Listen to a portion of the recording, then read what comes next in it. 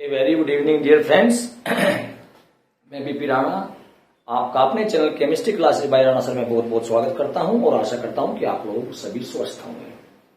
देखिए, वैसे तो मैं जो सॉल्यूशन चैप्टर है विलियन, उसकी कई सारी वीडियो मैं पहले भी डाल चुका हूं, लेकिन बच्चों की बहुत ज्यादा डिमांड है कि सर उसके न्यूमेरिकल हमसे नहीं हो पाते हैं, इसलिए न्यूमेरिकल के लिए आज मैं वीडियो स्टार्टिंग करने जा रहा हूं।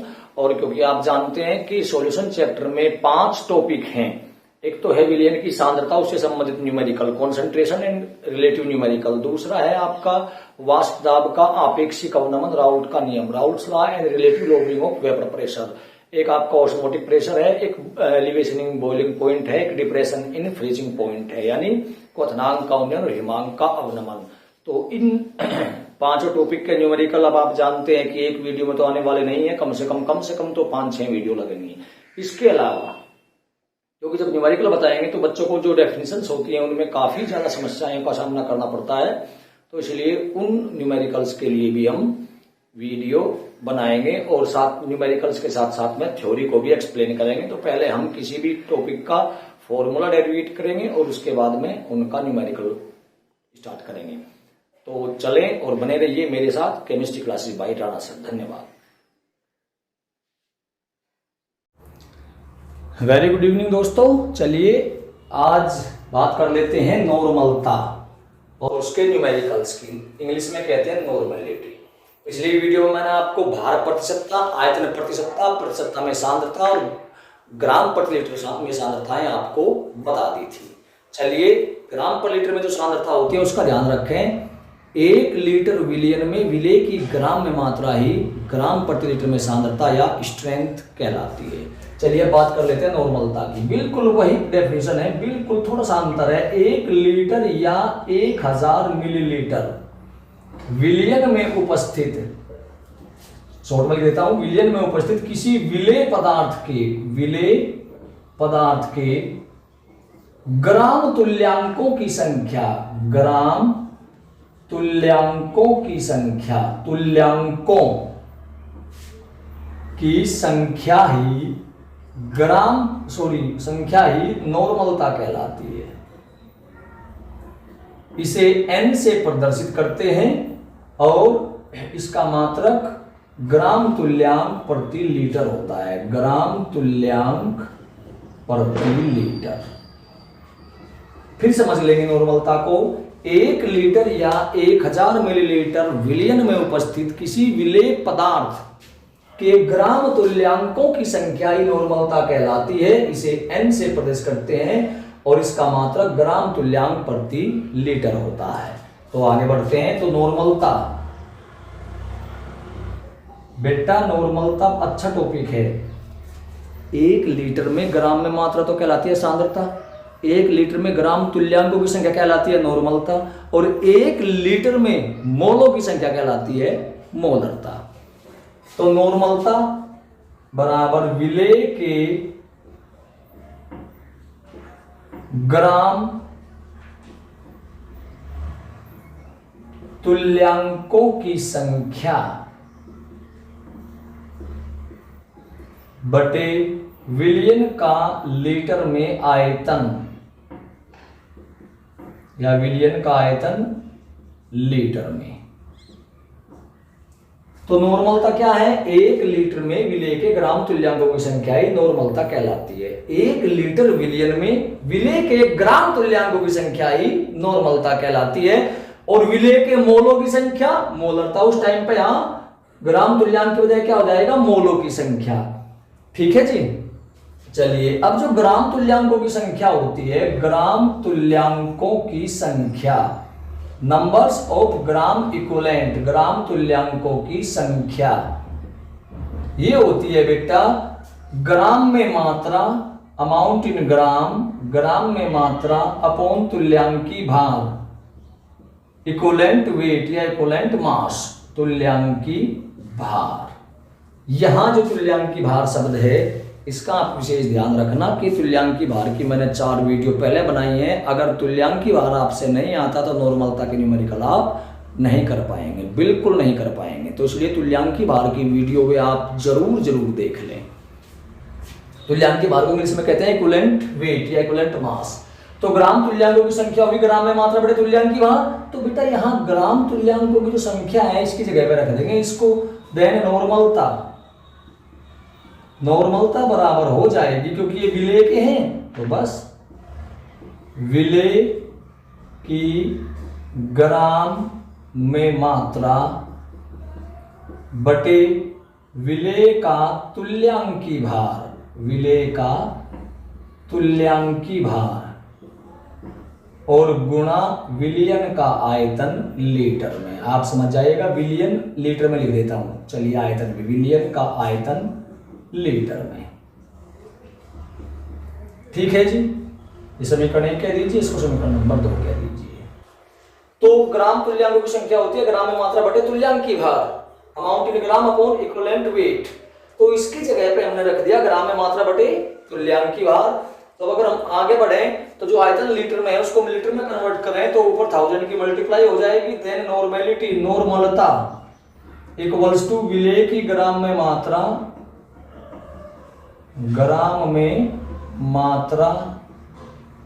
बटे विलेय का तुल्यांकी भार, तो भार लिख देता हूं तुल्यांकी भार, गुणा विलियन का आयतन मिलीलीटर में, आयतन मिलीलीटर में, और ऊपर हो जाएगी 1000 की गुणा। ठीक है जी, दोबारा समझ लीजिएगा, 1 लीटर विलियन में किसी विलेय पदार्थ के ग्राम तुल्यांकों की संख्या ही विलियन की नॉर्मलता कहलाती है। The numbers of gram equivalent of a solute present in 1 litre of solution is known as normality of that solution. It is denoted by n and measured in gram equivalent per litre, यानी कि ग्राम तुल्यांक प्रति litre में इसको show किया जाता है। तो सूत्र बन गया सीधा सा, नॉर्मलता बराबर विलेय के ग्राम तुल्यांकों की संख्या बटे विलियन का आयतन लीटर में। ग्राम तुल्यांकों की संख्या होती है ग्राम में मात्रा बटे तुल्यांकी भार। तो जो ग्राम तुल्यांकों की संख्या है यहाँ पे इसकी जगह रख देंगे आप इसको, ग्राम में मात्रा बटे तुल्यांकी भार। तो रखेंगे तो आ गया नॉर्मलता बराबर विलेय की ग्राम में मात्रा बटे विलेय का तुल्यांकी भार गुणा आयतन लीटर में। आयतन लीटर को मिलीलीटर में कन्वर्ट करेंगे तो ऊपर 1000 की गुणा कर देंगे। अब नॉर्मलता को प्रतिशत करते हैं n से, विलेय की ग्राम में मात्रा होती है स्मॉल w गुणा 1000 बटे विलेय का तुल्यांकी भार को प्रतिशत करते हैं e से, और आयतन आपको बताया था मैंने v से।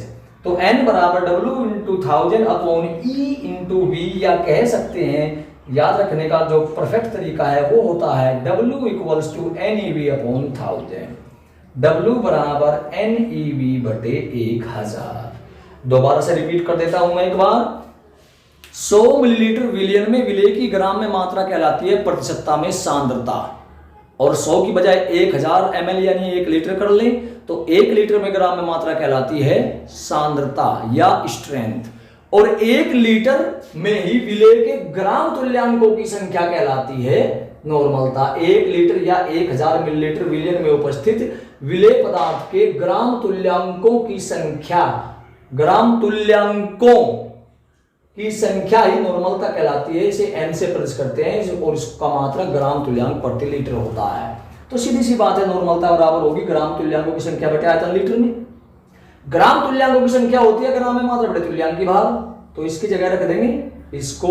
तो सूत्र बना नॉर्मलता बराबर विलेय की ग्राम में मात्रा बटे विलेय का तुल्यांकी भार गुणा विलियन का आयतन लीटर में। लीटर को मिलीलीटर में कन्वर्ट करें तो ऊपर 1000 की गुणा कर देंगे। मैंने आपको बताया था कि 1000 ऊपर कैसे आता है, क्योंकि ये आयतन प्रति लीटर होता है। तो यहाँ प्रति लीटर का मतलब 1 बटे आयतन लीटर में, यानी 1000 ऊपर गुणा में चला जाता है। तो विलेय की ग्राम में मात्रा गुणा 1000 बटे विलेय का तुल्यांकी भार गुणा विलियन का आयतन मिलीलीटर में, यानी नॉर्मलता बराबर हुई विलेय की ग्राम में मात्रा W गुणा 1000 विलेय का तुल्यांकी भार E और गुणा विलियन का मिलीलीटर में आयतन V हो तो n बराबर W गुणा 1000 बटे EV या W बराबर NeV बटे 1000। तो ये आता है आपका नॉर्मलता का सूत्र। अब देख लेते हैं इसके न्यूमेरिकल्स। कई टाइप के इसके न्यूमेरिकल मिलेंगे आपको, ज्यादा डरने वाली बात नहीं है, बड़े आसान से न्यूमेरिकल होंगे, बस थोड़ा सा आपको ध्यान करना पड़ेगा कहीं का तुल्यांकी भार का। मैं आपको बार बार कह रहा हूं, जब तक तुल्यांकी भार आपको नहीं पता होगा तब तक आप ये नहीं कर पाएंगे। और तुल्यांकी भार की वीडियो मैं ऑलरेडी यूट्यूब चैनल पर अपने डाल चुका हूँ, तो तुल्यांकी भार की 3-4 वीडियो हैं, तो उनको आप जरूर देख लीजिएगा। उनके बिना नॉर्मलता पॉसिबल नहीं है। जैसे पहला न्यूमेरिकल है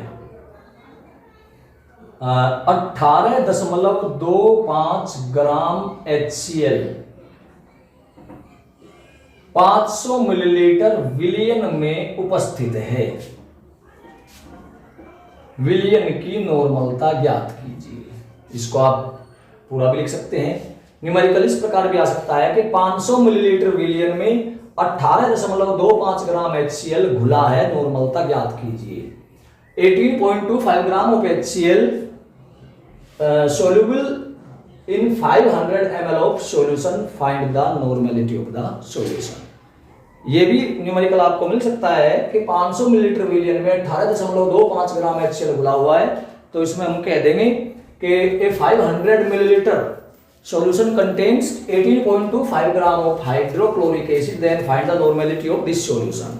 तो इसके लिए मैं आपको बता देता हूं, इसमें हाइड्रोक्लोरिक एसिड जो दिया गया है, हाइड्रोक्लोरिक एसिड, सबसे पहले इसी की बात कर लेते हैं। हाइड्रोक्लोरिक एसिड का जो इक्विवेलेंट वेट यानी कि तुल्यांकी भार होता है, वो होता है इसका अणुभार m/, आप इसकी बेसिसिटी यानी कि क्षारकता। HCl की क्षारकता मैं यूट्यूब चैनल पर पहले भी आपको बताया कि जो इक्विवेलेंट वेट यानी कि तुल्यांकी भार के जो परिभाषाएं हैं सभी और न्यूमेरिकल्स में डाल चुका हूं, तो इसलिए आप उनको एक बार जरूर देख लीजिए। तो m/, इसकी बेसिसिटी होती है 1। HCl का मोलर मास की वीडियो भी मैं डाल चुका हूं, तो वो भी आप इसमें देख सकते हैं। तो 36.5 यानी इसका तुल्यांकी भार आ गया 36.5। तो E है हमारे पास में 36.5। W यानी अमाउंट इन ग्राम वो दी हुई है 18.25 ग्राम। वॉल्यूम ऑफ सॉल्यूशन गिवन है 500 मिलीलीटर और कैलकुलेट करनी है नॉर्मेलिटी। जैसा कि मैंने आपको बताया, फॉर्मूला सीधा लगाएंगे, W equals to NeV/1000। W बराबर NeV बटे 1000। फाइंड करनी है normality, then normality equals to हो जाएगी W इंटू 1000/EV। तो W आपका कितना दिया हुआ है 18.25 इंटू 1000/E दिया हुआ है आपका 36.5 इंटू V गिवन है आपका 500 से कैंसिल 2 आ जाएगा, 18.2 आ गया इक्वल्स टू 1। ऐसे सॉल्यूशन जिनकी नॉर्मेलिटी 1 होती है वे आपके नॉर्मल विलियन कहलाते हैं। नॉर्मल सॉल्यूशन जिनकी मोलरता एक होती है उनको मोलर सॉल्यूशन कहा जाता है, नॉर्मल सॉल्यूशन।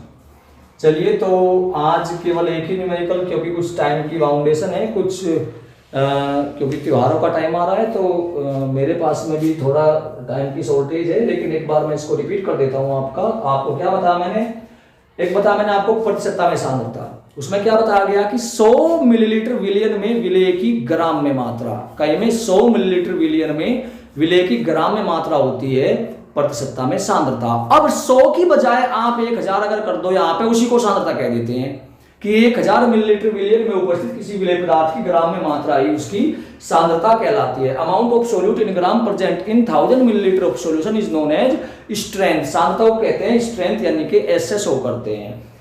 तो सांद्रता में 1 लीटर आया, यहां भी 1 लीटर ही है, नॉर्मलता में भी क्या है 1 लीटर विलियन में किसी विलेय पदार्थ के ग्राम तुल्यांकों की संख्या नॉर्मलता कहलाती है। The numbers of gram equivalent of a solute present in 1 liter of solution is known as normality of that solution. It is denoted by N and measured in gram equivalent per liter। और normality का मैंने आपको formula derivative करके दिखाया है और एक numerical भी आपको बताया है।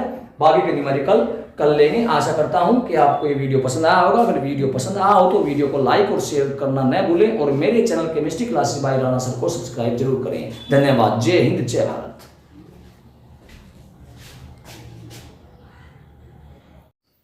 चलिए, तो बात कर लेते हैं नॉर्मलता के न्यूमेरिकल की। जैसे कि मान लिया हमें दिया गया है कि 11.7 ग्राम सोडियम क्लोराइड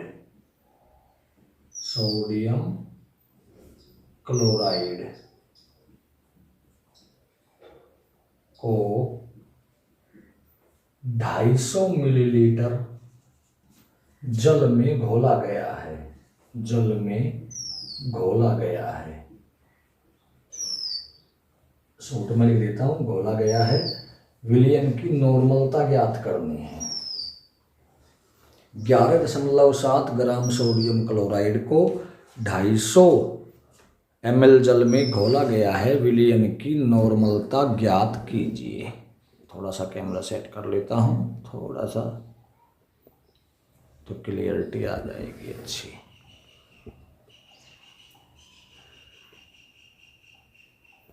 तो देखिए, सबसे पहली बात है, सवाल दोबारा सुन लीजिए। 11.7 gram sodium chloride, 11.7 gram of sodium chloride dissolve in 250 ml of water, find और calculate the normality of solution.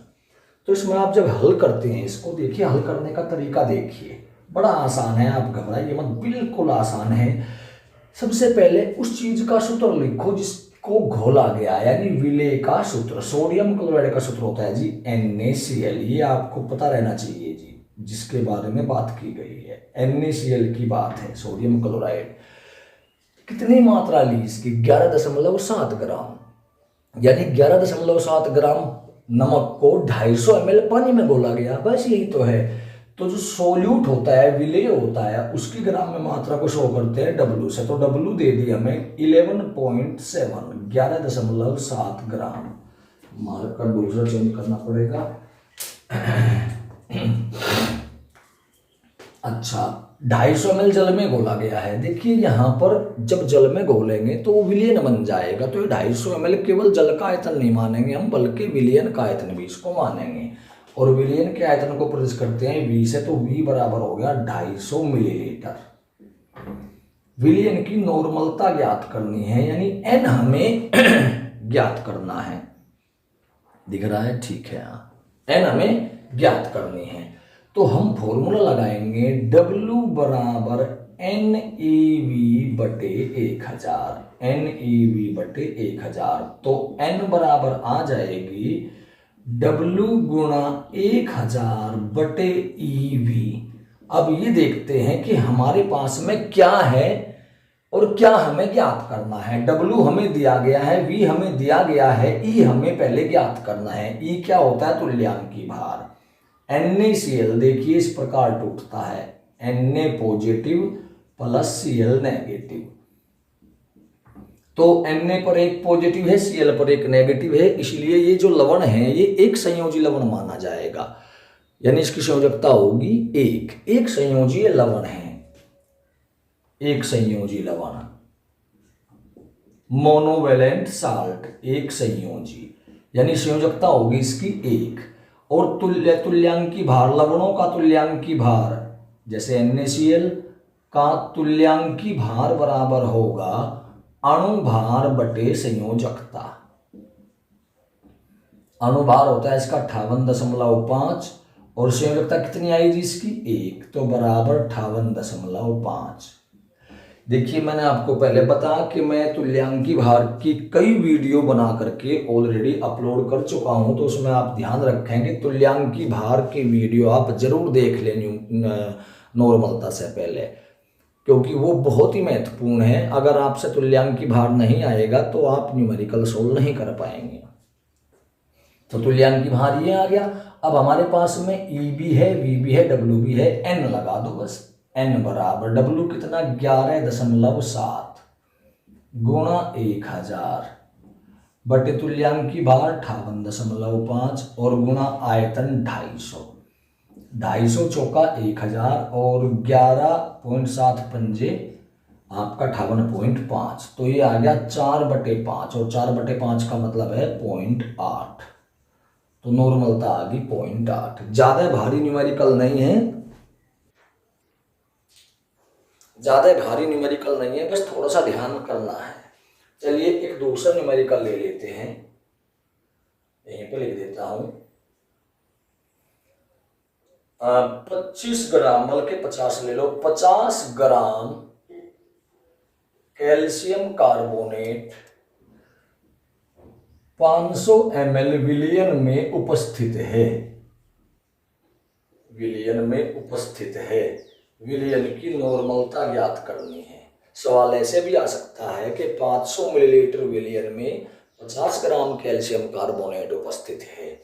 शब्दों में लिखा मिलेगा कैल्शियम कार्बोनेट। तो जब सॉल्यूशन करेंगे तो सबसे पहले उस यौगिक का सूत्र लिख लीजिए। कैल्शियम कार्बोनेट है CaCO3। किसी यौगिक का जो घोला गया यानी विलेय का।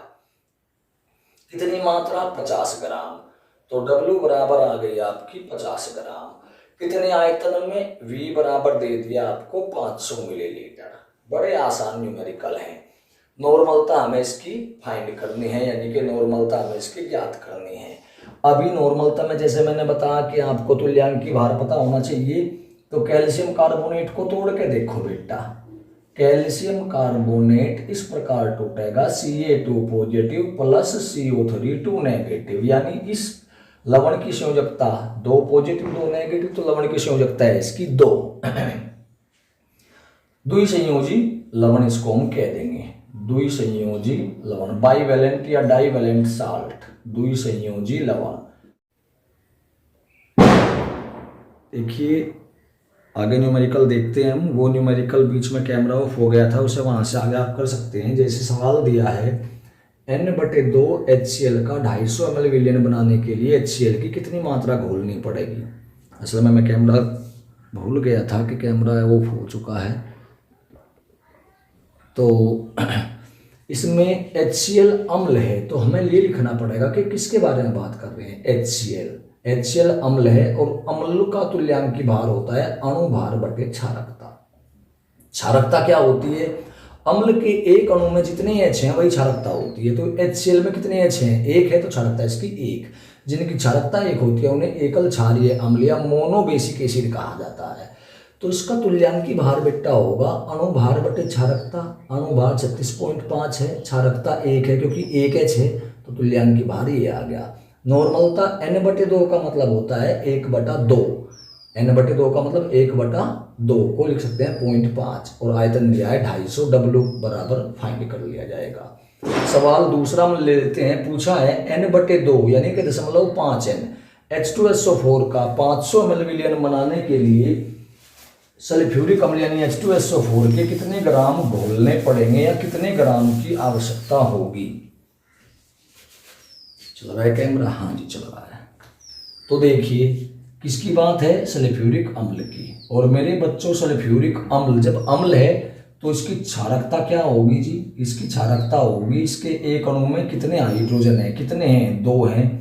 तो इसका तुल्यांकी भार बराबर होगा अणु भार बटे क्षारकता। क्षारकता है 2 क्यों है? क्योंकि इसमें 2 H हैं। अणु भार इसका 98 और बटे 2 बराबर 49।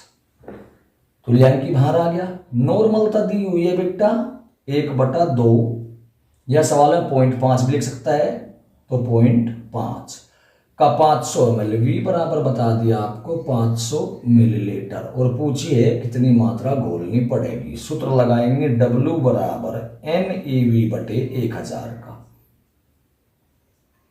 नॉर्मलता 0.5, तुल्यांकी भार 49, आयतन 500 बटे 1000, 500 दूनी 1000, 2 से डिवाइड कर लो 0.25 आ जाएगा, या 5 की गुणा कर लो पहले, आपकी इच्छा है। 5 9 45, 4 5 चौक 20, 2 20 और 4 24, 0.1 और बटे 2, तो 12.25 ग्राम घोलना पड़ेगा। तो इस तरह के न्यूमेरिकल नॉर्मलता संबंधित पूछे जाते हैं। चलिए अगला न्यूमेरिकल देख लेते हैं। इसी में ही आपको दे सकता है क्या कि 12.25 ग्राम H2SO4 को 500 ml विलयन में घोलने के लिए घोलने पर H2SO4 की नॉर्मलता क्या होगी। अब लवण के होगे, अम्ल के होगे, क्षारों के होगे, न्यूमेरिकल देख लेते हैं ये कैसे लिखे जाएंगे। जैसे मान लिया आपको कहा गया है, चल रहा है, चलिए 8 ग्राम सोडियम हाइड्रोक्साइड या कास्टिक सोडा, इसका नाम है सोडियम, सोड लिख देता हूं समझ जाइएगा आप, हाइड्रोक्साइड या कास्टिक सोडा या caustic soda. 8 gram sodium hydroxide को 200 ml ले लो।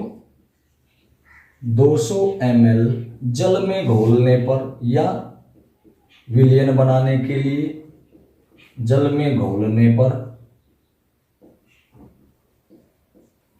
प्राप्त विलयन की नॉर्मलता, प्राप्त विलयन की नॉर्मलता क्या होगी? ठीक है, सीधा लिख देते हैं। चलिए, तो सबसे पहला सॉल्यूशन जब आप करोगे तो ये लिखना है कौन घोला गया है। विलय कौन है? NaOH। आप देख रहे हो कि NaOH क्या है? NaOH है जी क्षार। ठीक, और इसमें एक शब्द आता है क्षार का तुल्यांकी भार होता है, वो होता है अणुभार बटे अम्लता या अम्लीयता।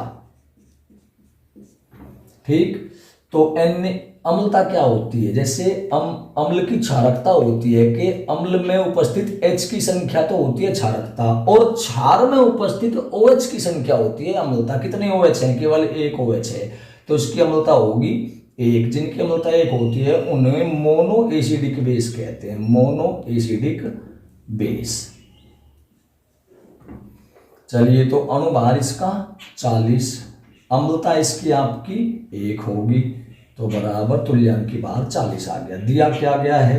W बराबर 8 ग्राम। 8 ग्राम घोला गया है कितने विलयन में? आपका 200 ml जल में उपस्थित है वो। प्राप्त क्या करना है? नॉर्मलता। फॉर्मूला अप्लाई करेंगे, W बराबर NeV बटे 1000। ठीक है जी, तो N बराबर क्या होगी जी? W गुणा 1000 बटे EV। W आया आपका कितना? 8 ग्राम, गुणा 1000 बटे तुल्यांकी भार 40 और गुणा आयतन कितना है? 200। 200 पंजे 1000, 8 पंजे 40, 5 से 5 कैंसिल बराबर 1। जिन विलयनों की नॉर्मलता 1 होती है उन्हें नॉर्मल विलयन कहते हैं। ये भी ध्यान रखने वाली बात है, नॉर्मल विलयन कहते हैं। सवाल को दूसरे तरीके से पूछ सकता है। क्या पूछ सकता है कि NaOH का नॉर्मल विलयन बनाने के लिए, NaOH का नॉर्मल विलयन बनाने के लिए 200 ml में कितने ग्राम की आवश्यकता पड़ेगी? तो उत्तर आ जाएगा फिर 8। आप कैलकुलेट कर सकते हैं। आपको इसमें ज़्यादा कुछ नहीं करना है, मैं आपको बता रहा हूँ। इसमें आपको केवल ये देखना है क्या हमें दिया गया है, क्या हमें प्राप्त करना है, केवल ये देखना है। चलिए, वो एक न्यूमेरिकल और देख लेते हैं, थोड़ा सा बदल के देख लेंगे।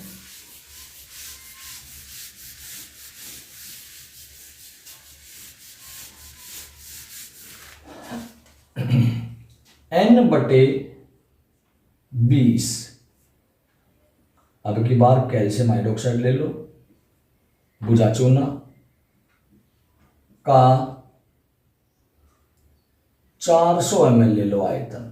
400 ml विलयन बनाने के लिए इसके कितने ग्राम घोलने पड़ेंगे या कितनी मात्रा की आवश्यकता होगी?